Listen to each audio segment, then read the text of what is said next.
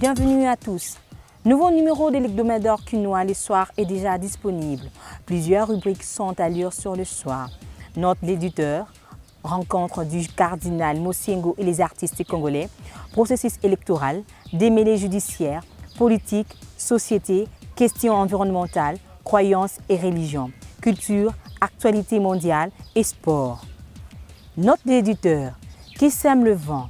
On observe sur la scène nationale un déchaînement sans pareil sur fond de passion de la violence verbale. Depuis la publication du calendrier électoral, le 5 novembre 2017, par la CENI, Commission électorale nationale indépendante, c'est une volée de bois vert qui est lancée sans désemparer en direction du chef de l'État. Autour de la rencontre de l'archevêque de Kinshasa et des artistes congolais, Kabila se dépense pour l'amélioration des conditions de vie des artistes, leur apportant une assistance tant financière que médicale. Cela arrive rarement que l'archevêque de Kinshasa, le cardinal Laurent Mosengo Passigna, convie à un échange et ensuite à un dîner.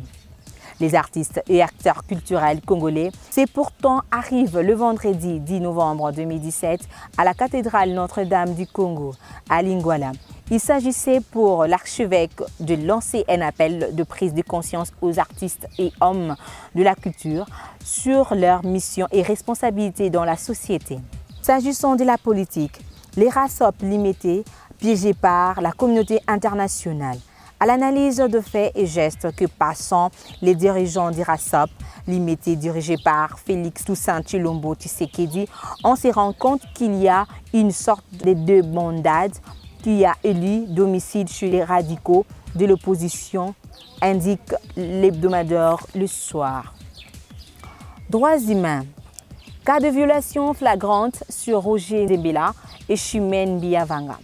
Des sources fiables on renseigne que l'activiste du mouvement citoyen Filimbi, Roger Nzembela Mulumba, accusé d'association à un groupe d'insurrection et d'outrage au chef de l'État sur les réseaux sociaux, a été arrêté et torturé depuis 2016 dans un cachot du service de renseignement de l'ANER. En dehors de nos frontières, le journal Le Soir titre « Isabelle Dos Santos revient sur son bilan sans allusion aux conditions de son éviction. » Limogée le 15 novembre de la tête de la compagnie pétrolière nationale, la fille de l'ancien président José Eduardo Dos Santos a publié un communiqué dans lequel elle fait le bilan de son année passée à la Sonangol. Voilà tout pour l'essentiel de l'hebdomadaire du journal Le Soir, numéro 1274 du 20 au 27 novembre 2017. Merci de nous avoir suivis.